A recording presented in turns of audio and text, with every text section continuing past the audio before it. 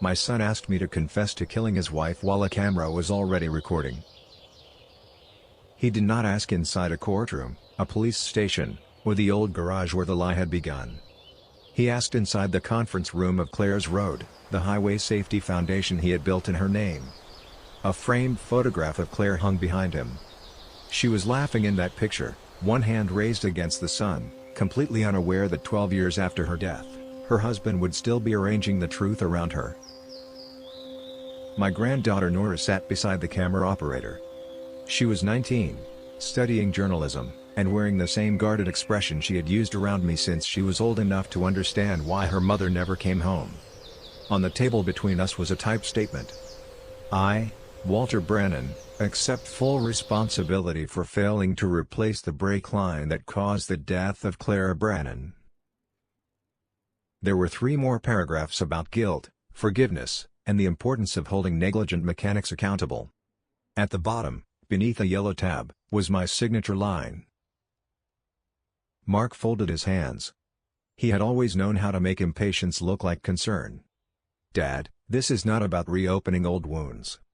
You invited a camera. The foundation is producing a documentary for the 12th anniversary. I know what the camera is for. Nora looked at the paper. You said you wanted to make things right with us. I do. Then why can't you say what happened? For 12 years, I had allowed my granddaughter to believe I caused the crash that killed her mother. I had lost my business, most of my friends, and every ordinary Sunday I might have spent watching Nora grow up. I had accepted insults from strangers and silence from people I loved because I believed the lie had protected a 7-year-old child from losing the only parent she had left. But Nora was not 7 anymore. And Mark was no longer the terrified young widower who had begged me for help in a hospital stairwell. He was 46, wore a tailored charcoal suit, and had built a career teaching other families about responsibility. He pushed the statement closer. The state grant committee needs reassurance that the family has reached closure. How much is the grant? That is not relevant.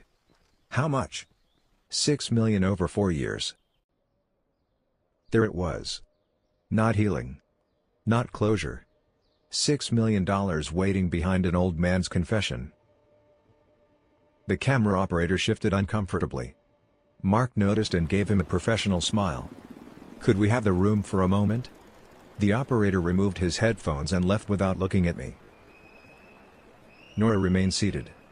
Mark expected her to. That was part of the design. He had brought the one person whose disappointment could still make me doubt my own memory. Dad, Mark said quietly, you signed an affidavit after the crash. I signed what your lawyer put in front of me. You admitted you failed to replace the line. I said I might have missed a defect. You knew what it meant. Nora's eyes moved between us. What are you talking about? Mark did not answer her. He watched me instead. It was the look of a man warning another person not to change the ending they had agreed upon. I placed both hands on the table. They were older now, the knuckles larger, the fingers bent from 40 years of work. Those hands had repaired school buses, delivery vans, police cruisers, family cars, and one red station wagon that should never have been turned into evidence against me. Nora, I said, the brakes on your mother's car did not fail. She stared at me. Mark stood so quickly that his chair struck the wall. Stop. No. You promised. I promised to protect a child. You are using the promise to deceive a woman. Nora's voice was barely audible. If the brakes didn't fail, what killed my mother? Mark looked at me. For 12 years, he had feared that question. The answer was not a broken brake line. It was sitting across the table from me. My name is Walter Brennan. I was 69 years old when my son asked me to confess for the second time. The first confession cost me my garage. The second would have cost my granddaughter the truth forever. Brennan Auto had stood at the corner of Ash and Monroe since 1979. My father opened it with 2 service bays, 1 hydraulic lift, and a sign he painted himself because the professional estimate offended him personally. I began sweeping floors there when I was 11. By 14, I could replace a water pump. By 17, I believed I knew everything about engines and almost nothing about people. The second opinion remained true much longer. My wife, Helen, handled the office. She knew customers by their voices and could identify an unpaid invoice from the way a man avoided eye contact near the coffee machine. We had one child, Mark. Helen wanted 3. Life gave us one and charged extra for the worry. Mark grew up inside the garage but never loved it. He hated grease beneath his nails, summer heat trapped under the metal roof, and customers who expected him to understand a noise they described as sort of a wobbling click. He preferred words. He could explain, persuade, negotiate, and apologize without admitting enough to become responsible. At school, he became student council president. At college, he studied public relations. When he graduated, I offered him a place in the business. He thanked me as though I had offered an antique chair he did not have room to store. I want to build something of my own. That sounds expensive. So was the garage once. Helen laughed and told me to stop pretending disappointment was financial advice. She understood both of us better than either of us enjoyed. Mark met Claire at a community theater fundraiser. She was managing ticket sales and discovered he had printed 300 programs with the wrong date. Instead of becoming angry, she found a black marker and corrected every one by hand.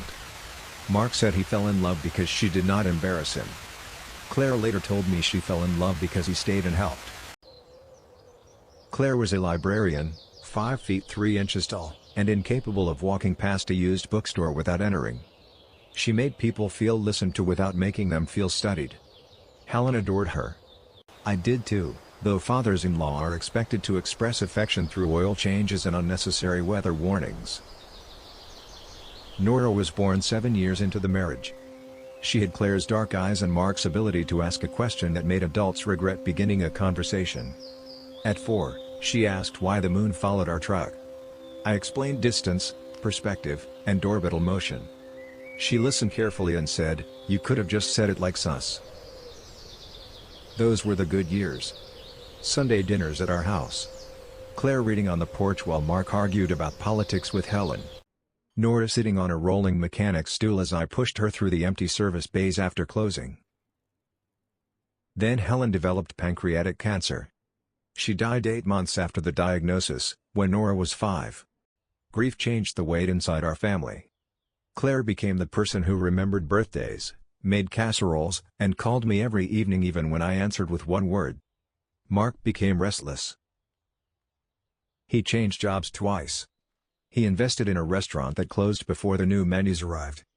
He bought a motorcycle Claire asked him not to ride and sold it after Nora found the helmet and cried. Nothing he did was unforgivable. But every decision carried the same quiet belief that consequences were things other people could help organize later.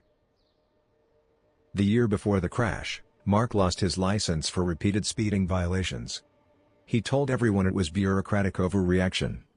Claire called it the result of driving 82 miles per hour through a construction zone. For 6 months, she drove him to work. He hated depending on her.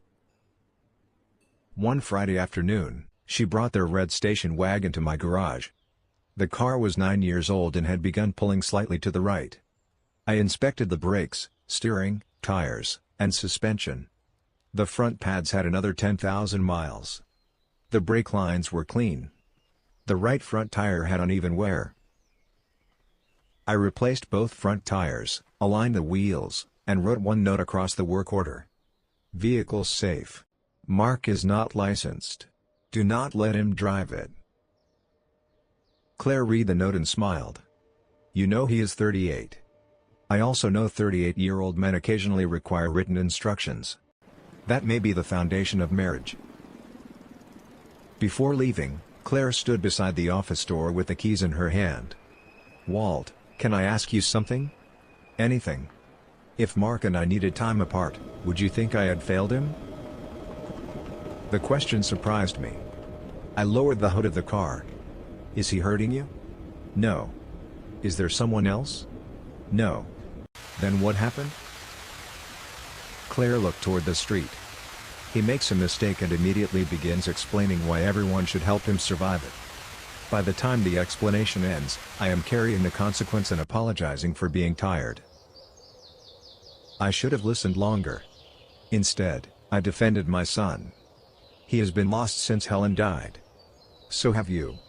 You still understand that a red light means stop. I almost laughed. Claire did not. She kissed my cheek and said she had an appointment to see an apartment on Monday. She died Sunday night. Rain began shortly after sunset that Sunday. Not a dramatic storm. Just a steady November rain that polished the pavement and made every street light appear twice. I was at home watching a baseball game I had recorded earlier when my telephone rang at 11:43.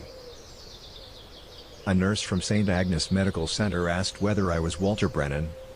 Then she asked whether I was Mark Brennan's father. People believe the worst moment is hearing that an accident happened. It is not. The worst moment is the pause while a stranger decides which information your body can survive first. Mark was conscious. Claire was in surgery. Nora was with a neighbor. I drove to the hospital through streets I had traveled thousands of times and recognized none of them. Mark sat on a bed in the emergency department with a bandage over one eyebrow and both hands trembling beneath a blanket. A state trooper stood near the curtain. Mark told him Claire had been driving when the car left the road near Calder Bridge. He said the brake pedal went soft before the curve. The trooper asked when the vehicle had last been serviced. Mark looked at me. Friday. At your father's garage? Yes. I remember the trooper's pen moving. I remember thinking there was no reason to be concerned because the braking system had been clean. I remember asking where Claire was and receiving an answer that contained the word critical. 3 hours later, a surgeon told us they could not save her. There were no final words. No dramatic bedside promise. Only machines becoming quiet and my son making a sound I had never heard from another human being. At dawn, while hospital staff prepared forms, Mark asked me to walk with him. He led me into a concrete stairwell between the 3rd and 4th floors. The air smelled of disinfectant and wet coats. He sat on a step and pressed both palms against his face. I was driving. I thought grief had confused him. What? I was driving. Claire picked me up from a dinner. We argued. I took the keys. Your license is suspended. I know. Why did you tell the trooper she was driving? I panicked. Then corrected. I can't. He told me they had argued because Claire planned to take Nora to the apartment she had visited. He believed she was leaving permanently. He took the wheel because he wanted to prove he was calm enough to drive. Near the bridge, he looked down at a message Claire had sent her sister. When he looked up, the car was drifting toward the shoulder. He corrected too sharply on the wet road. The brakes worked, he whispered. I hit them too late. I stood above him gripping the rail. My first instinct was anger. My second was to find Nora. My third was the most dangerous. It was the instinct to solve what could no longer be solved. Mark looked up at me. I had 2 violations while suspended. If they know I was driving, they will charge me. Nora will lose both of us. She will have me. You are 67. That is not dead. He began crying harder. She already lost her mother. Please do not make her lose me too. The sentence placed Nora between us like a shield. Mark knew what he was doing, even if grief had convinced him it was desperation rather than manipulation. He asked for 1 day before correcting the statement. He wanted to speak with a lawyer. I agreed because a day seemed harmless beside a lifetime. By that afternoon, his attorney, Preston Vale, had created a different solution. The police had not identified the driver with certainty.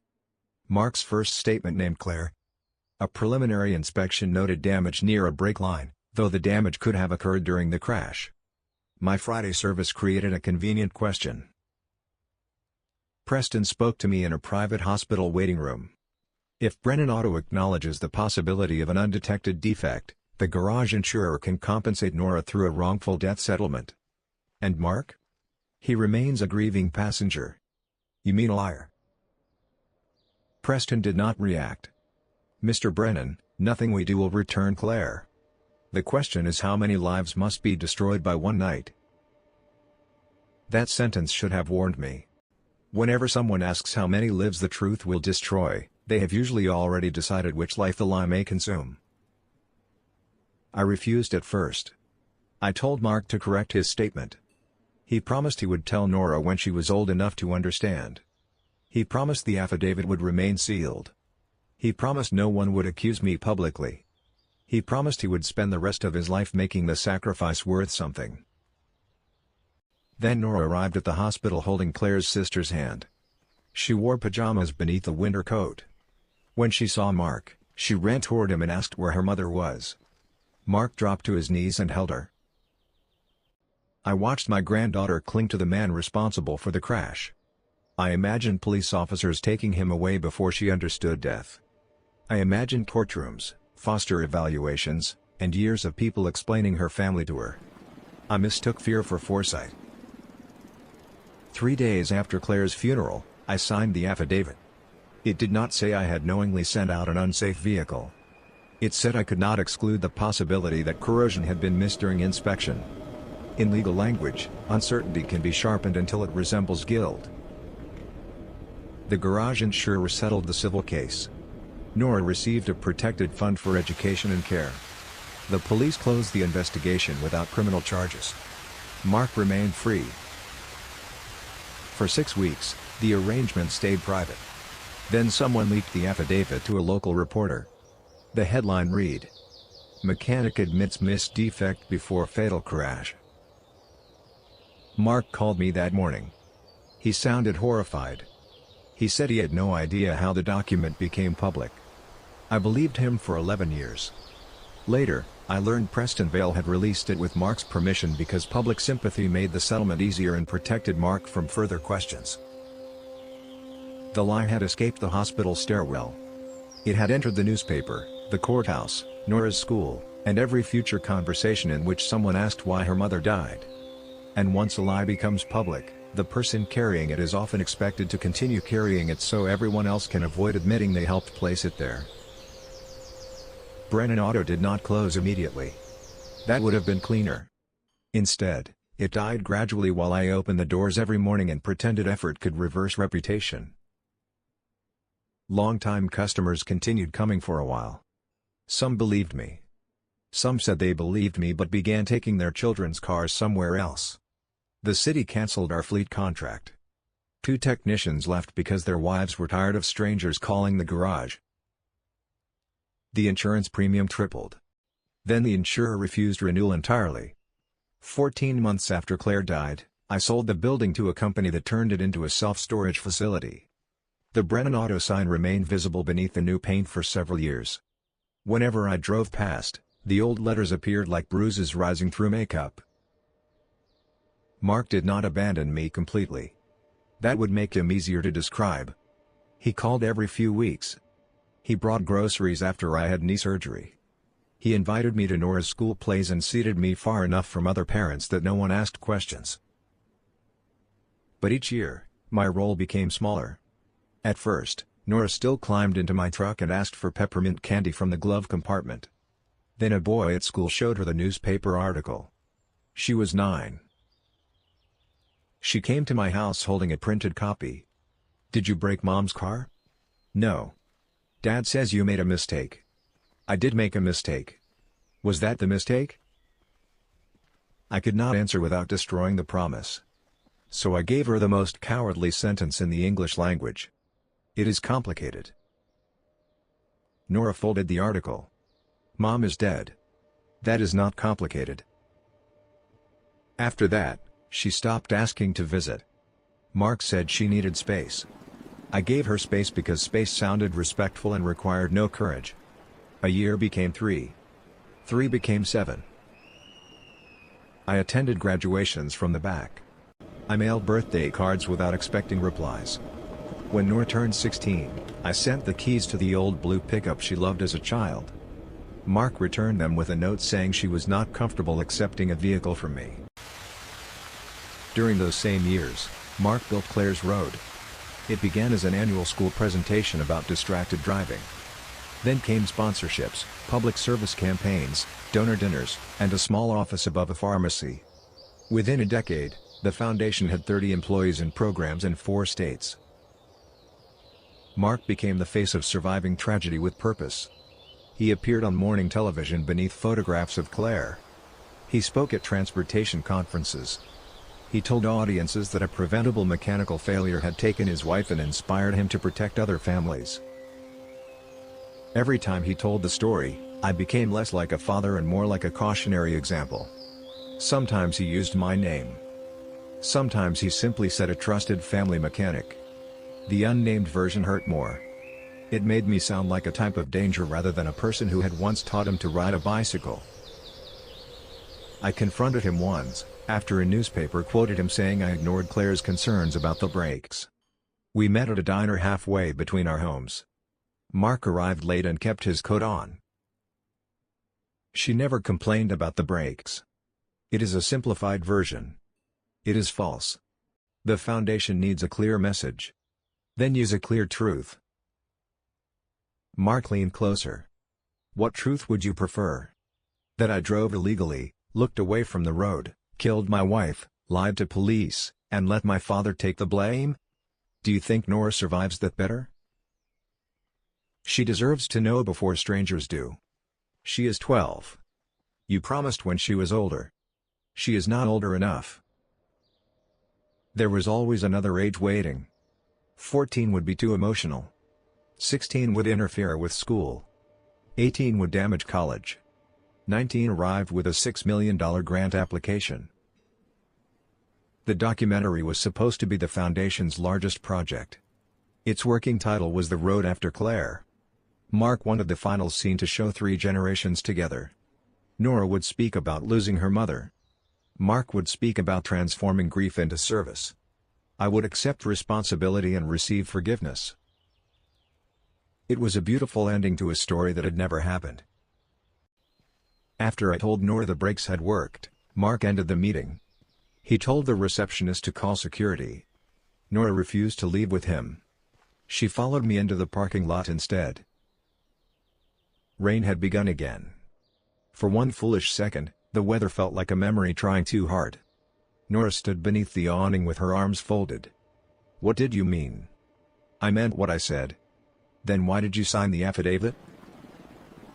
Mark came through the doors behind her. Nora, get in the car. No.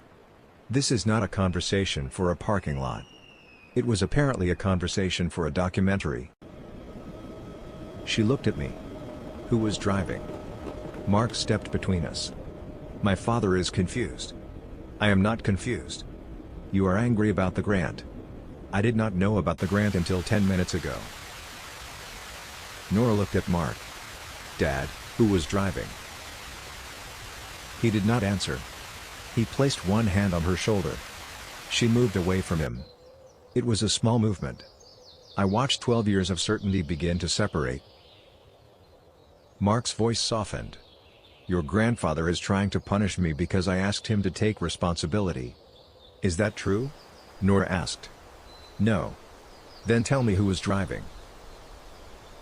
I should have told her there. Instead, I heard the old promise again. Protect the child. Even after the child had become the only adult in the parking lot asking an honest question. I need to show you something first. Nora's expression hardened. That sounds like complicated. It probably does. Then I will find it myself. She walked into the rain and called for a rideshare. Mark did not follow her. He turned toward me. If she learns the truth, she loses both of us. No, I said. She learns what both of us chose. The following morning, a courier delivered a letter from Preston Vale's law firm.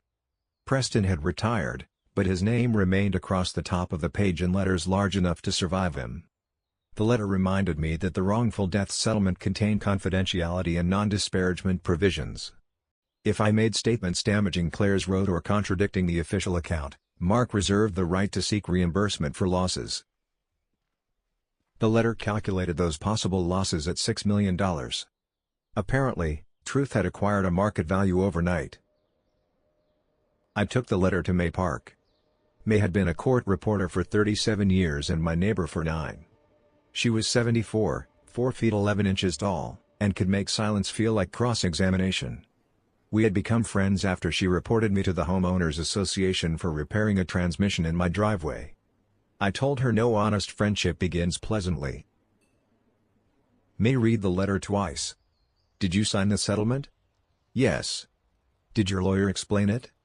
Preston represented Mark. May lowered the page. You signed a fatal accident affidavit and settlement without your own attorney? I was grieving. That is an explanation, not a defense. She found a legal aid attorney willing to review the documents. His name was Aaron Feld, and he spent the first meeting saying the phrase "this is unusual" in increasingly worried tones. The agreement restricted disclosure of settlement negotiations. It did not require me to repeat a false account. It also could not prevent me from responding to a lawful investigation. Do you have proof your son was driving? Aaron asked. His confession. To you? Yes. Anyone else? Not that I knew then. May leaned forward. What did the first responders say? The report said Claire was driving. That was Mark's statement. I do not care what the passenger said. I care what people saw before a lawyer improved the night. We requested the old police file. Most of it had been digitized. Some pages were missing. The crash photographs were stored separately. The original 911 audio had been transferred to a county archive after the dispatch system was replaced. Retrieval could take weeks. Nora did not wait. She was a sophomore at Lake County University and worked 2 afternoons each week at the student newspaper. By the end of the day, she had located the civil docket, the newspaper archive, my affidavit, and 3 versions of Mark's public speeches. At 8 that evening, she called me. Her first words were not hello. The affidavit never says the brakes failed. No. It says you could not exclude hidden corrosion. Yes. Dad has said for years that you admitted sending Mom out with a damaged line. I know. Why didn't you correct him? I thought the truth would take your father away. From me? Yes. You keep saying you protected me. I am beginning to understand that may not be the correct word. Nora became quiet. I found the original repair invoice. My grip tightened around the phone. Where? Attached to the insurer's exhibit list. It says the brake lines were inspected and safe. It also says Dad was not licensed and should not drive. Claire had signed beneath my note. I had forgotten that part. Her signature meant she had understood the warning. It also meant anyone claiming she chose Mark as a passenger had to explain why the driver's seat was adjusted for a man nearly a foot taller. Who was driving? Nora asked again. This time, I answered. Your father. The line remained open. I could hear students talking somewhere near her. A door closed. Nora's breathing changed. Then she ended the call. She did not answer my next 2 calls. At midnight, she sent one message. Do not contact me until I know which parts of your story are for me and which parts are for you. The next morning, Mark arrived at my house. He did not knock. He used the spare key I had given him after Helen died. I was making coffee when he entered the kitchen. What did you tell her? The truth. Your version. The version in which you were driving. Mark placed both hands on the counter. You have destroyed her. No. I helped you delay the damage. The delay did not make it smaller. She will never trust me again. That may be true. You sound satisfied. I sound tired. He began walking around the kitchen. The Grand Committee is already nervous. If Nora starts asking questions publicly, the foundation could lose everything. Then tell the board before she does. You think 30 employees should lose their jobs because of one mistake 12 years ago? It was the old method. Place innocent people around his choice until accountability looked cruel. At the hospital, he had used Nora. Now he used employees. You did not make one mistake. You drove. You lied to police. You let me sign the affidavit. You released it. You told Nora a false story for 12 years. And you built a foundation that depends on keeping all of it alive. Mark's face became still. How do you know I released it? I did not. Not until he asked. He realized the mistake immediately. I watched him search for a better sentence. None arrived. You told Preston to leak the affidavit. He said public clarity would stop speculation. You used my name to close the question. I was protecting Nora. No. You were protecting the version of yourself she could still love. Mark looked toward the kitchen door. Then he removed the spare key from his ring and placed it on the counter. For a moment, I thought the gesture meant shame. Then he spoke. If you continue this, I will make sure everyone understands you helped create the lie. I did help. I will say so.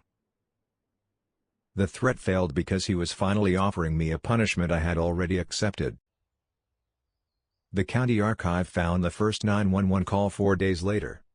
May and I listened inside Aaron Feld's office. The recording was less than 2 minutes long.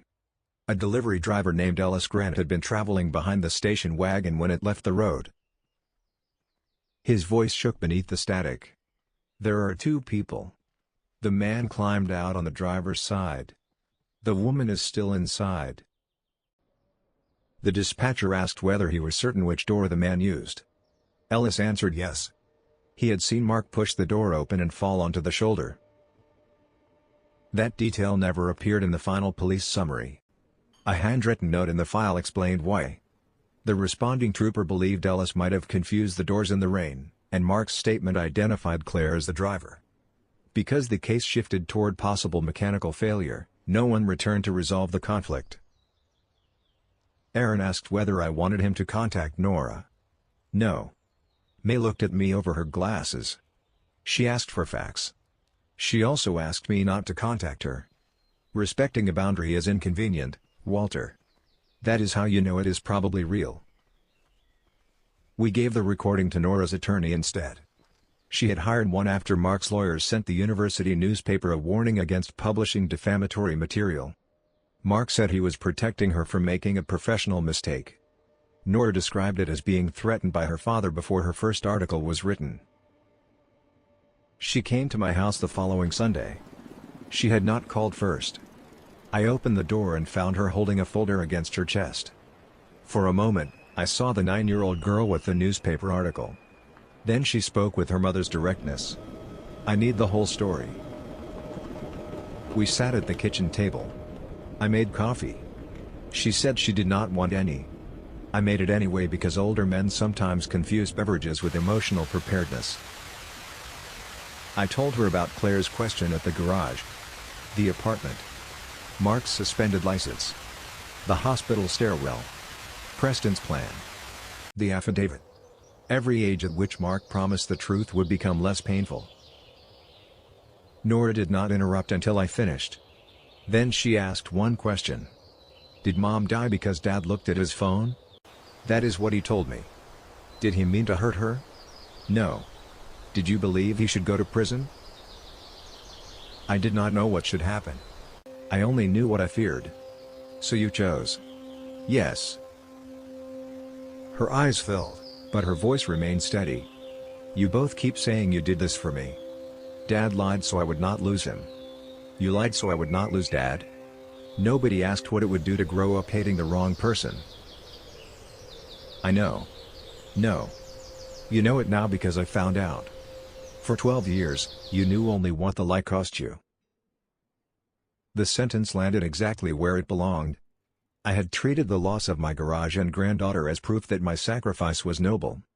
I had rarely asked what my silence required Nora to believe about love, guilt, and the mother she could no longer question.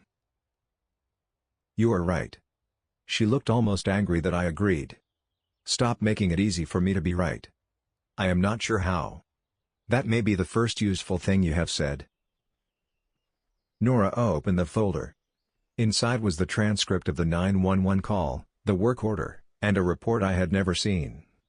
It came from Rosa Delgado, the paramedic who treated Mark at the crash site. Rose's original patient care note contained one sentence omitted from the police summary. Male patient repeatedly states, "I was driving. My wife is hurt because I was driving."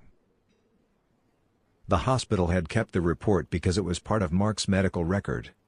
Nora obtained it after he signed a broad release for the documentary production. He had given filmmakers access to prove his injuries. He had forgotten that grief speaks before public relations arrives. "Does Dad know I have this?" "I do not know. He will soon." "What are you planning?" "I am asking him to meet us." "Us?" "You helped create the lie. You do not get to stand outside while he answers for it." She chose the old garage. The storage company had left one service bay intact and rented it to a cabinet maker. He agreed to let us use the room after May explained enough of the story to make refusal feel morally ambitious. Mark arrived alone on Tuesday evening. The old Brennan auto lettering remained faintly visible on the interior wall where a sign had once hung. A work light stood in the center of the bay. There were no cameras. No board members. No foundation staff. Only Mark, Nora, and me. Mark saw the folder in Nora's hands. "What did he give you?" "Grandpa did not give me this." "Then who?" "Your own medical release." She handed him Rose's report. Mark read the sentence once. Then again. He looked toward the open bay door as though measuring the distance to his car. Nora stepped between him and the exit. "I am not trapping you. You can leave. But if you walk out without answering, I will give every record to the grant committee and the state investigator tomorrow." Mark looked at me. "You let her threaten me?" She learned from a professional. Nora did not smile. "Were you driving?" she asked. Mark's lips moved before sound arrived. "Yes." The word echoed against the empty bay. Nora lowered the folder. "Did Mom know you were not allowed to drive?" "Yes." "Did she give you the keys?" "No. I took them after we argued." "Did you look at your phone?" "Yes." "Did the brakes fail?" "No." "Did Grandpa ask you to blame him?" "No." Mark began crying. "I thought I would correct it the next morning. Then your grandfather signed the affidavit, and the lawyer said the police would stop asking questions. I told myself I would tell you when you could understand." Nora's voice sharpened. "You did not wait for me to understand. You waited until understanding would cost you too much." Mark covered his face. "I built Claire's Road because I had to make something good come from what happened. At first, it was one school. Then people donated. The programs worked. We saved lives." "You taught teenagers not to lie after crashes," Nora said. "You stood in front of Mom's picture and taught responsibility. Every time you did it, you decided again." Mark turned toward me. "You agreed?" "Yes." "You told me Nora needed her father?" "Yes." "You signed the affidavit?" "Yes." Nora looked at me. I did not lower my eyes. "I helped him," I said. "I helped turn your mother's death into a story that protected us from immediate consequences. I called it protecting you because that made my choice easier to carry." Mark stared at me. "You are making us sound equal." "No. You caused the crash and kept expanding the lie. I helped it begin and allowed it to continue. Different responsibility does not mean no responsibility." Nora moved toward the wall where the old garage sign had hung. For several seconds, she faced away from us. Then she asked Mark the question I had feared most. "Was Mom leaving you?" Mark's face collapsed. "She was looking at an apartment." "Did she tell you?" "She told her sister. I read the message at dinner. That is why we argued." "Did you take the keys to stop her?" "I wanted us to go home and talk." "That is not what I asked." Mark looked at the floor. "Yes." Nora began to cry. Not loudly.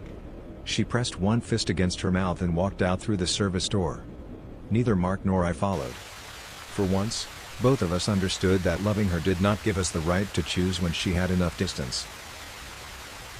Mark sat on the concrete floor. The tailored suit gathered dust at his knees. What happens now? You tell the board. They will remove me. Yes. The foundation may collapse. Then help it survive without your light. He looked toward the door Nora had used.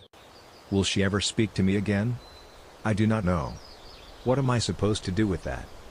Live honestly without knowing whether honesty earns you anything.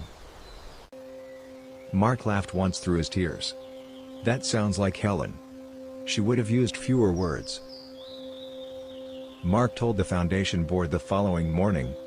He did not begin with a press conference. He did not hire a crisis manager or ask Nora to sit beside him. For the first time since the crash, he entered a room without arranging the people who might soften what he had done. The board suspended him immediately and froze the documentary. The state grant committee withdrew the application pending an independent review. 3 directors resigned within a week. Most employees remained because the school programs still mattered, even if the founder's story did not deserve to lead them. Claire's Road removed Mark's name from its materials and appointed Rosa Delgado to an interim ethics panel. Rosa accepted only after insisting that crash survivors, first responders, and families harmed by unsafe driving receive equal seats. May said the requirement proved Rosa possessed common sense and therefore should never be permitted near politics. The police department reopened the file for administrative review. The district attorney examined the false statements, the old settlement, and the release of my affidavit. Lawyers spent months discussing which actions could still be prosecuted and which had aged beyond the law's reach. I learned that time limits can end legal questions without answering moral ones. Mark eventually pleaded guilty to making false statements connected to the insurance claim. He received probation, community service, and a restitution order requiring him to repay part of the settlement and the investigative costs. He also signed a sworn correction naming himself as the driver. I signed one too. Mine admitted that I knowingly allowed uncertainty about the vehicle to replace what my son had confessed. The prosecutor told me I had complicated the original investigation and helped a false claim succeed. He was correct. No charge was filed against me after the review. Some people called it mercy. Others called it favoritism toward an old man. I stopped trying to choose the interpretation that made me easiest to forgive. The newspaper printed a correction on page 3. The original accusation had appeared on the front page. May wrote the editor a letter explaining that truth apparently required less space than error. The editor printed that on page 2. Nothing returned Brennan Auto. The building belonged to someone else. The technicians had built lives elsewhere. The years in which Nora avoided me did not move backward because a new article used the word exonerated. Nora took a leave from the student newspaper for the rest of the semester. She said she could not report on other people's families while deciding whether every question in her own life had been edited by someone she loved. She moved into a campus apartment and limited contact with both Mark and me. Her rules were simple. No surprise visits. No messages through relatives. No explanations disguised as apologies. And no one was permitted to use Claire's memory to pressure her. I followed the rules. Mark broke the third one twice. His first letter was 9 pages long and explained grief, fear, legal advice, the foundation, and every reason he believed the lie had become impossible to correct. Nora returned it unopened with one sentence written across the envelope. An explanation is not smaller because you call it an apology. His second letter was 3 pages. She returned that too. The third contained 4 lines. I was driving. I lied because I was afraid of losing you. The lie made me keep choosing myself over your right to know your mother. You owe me nothing. Nora kept that one. She contacted me after 4 months. Her message asked whether the old blue pickup still ran. I answered that it ran better than most elected officials and used less fuel. She replied that May had clearly been influencing me. The pickup was stored in a rented barn outside town. Nora met me there on a Saturday morning. She wore jeans, work boots, and Claire's old canvas jacket. Seeing the jacket took the air from me for a moment. Nora noticed and waited. I did not turn the moment into a story about her mother. "What is wrong with it?" she asked. "Everything inexpensive." That sounds suspiciously optimistic. It is a mechanic's phrase meaning I have not opened the hood. We spent 6 Saturdays rebuilding the fuel system, replacing hoses, cleaning electrical contacts, and arguing about whether music improved concentration. Nora asked practical questions first. Then personal ones. What was Mom like when no one needed her? What did she read when she was sad? Did she ever say she regretted marrying Dad? Was the apartment about leaving him or frightening him? I answered only what I knew. When I did not know, I said so without decorating the absence. Claire had loved Mark. She had also been exhausted by him. She had planned distance, not revenge. She had expected to be alive on Monday and allowed to decide what came next. Nora eventually asked why I had stopped visiting after she was 9. "I thought you hated me." "I did. I did not want to make it worse." "You mailed cards." "Yes. You could have shown up." "Your father asked me not to." "You listened to him again." "Yes." Nora tightened a bolt and wiped her hand on a rag. "You keep describing silence like it happened to you. It was something you did." "You are right. I still hate when you say that." "I know. That too." On the 6th Saturday, the truck started. The engine coughed, shook, and then settled into the uneven rhythm I remembered. Nora smiled before she could stop herself. For several seconds, she looked 7 again. I handed her the key. "It is yours." She did not take it. "You already tried giving me this once." "Your father returned the keys. And you accepted that as my decision." I closed my fingers around the key. "Then I am asking now. Do you want the truck?" Nora considered it. "Yes." "Then take it." She did. The difference between those two moments was only one question. It was also the difference between deciding for someone and giving them a choice. Mark found work as communications director for a small rehabilitation clinic after a year of unemployment. The clinic director knew the entire story and prohibited him from handling public claims about patient outcomes without review. Mark said the condition felt humiliating. I told him supervision often feels insulting to people accustomed to editing themselves. I visited him twice a month. Nora did not ask me to. She did not ask me not to. I refused to turn my relationship with my son into evidence that she should repair hers.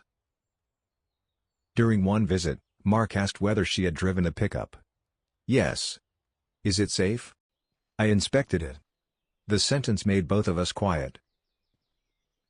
"I used to believe you could make any car safe," he said.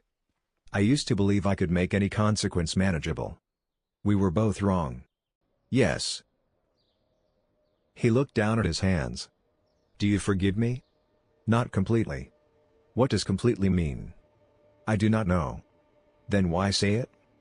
"Because I am trying not to use forgiveness as a word that ends conversations before trust returns." Mark nodded. For once, he did not ask what he could do to speed it up.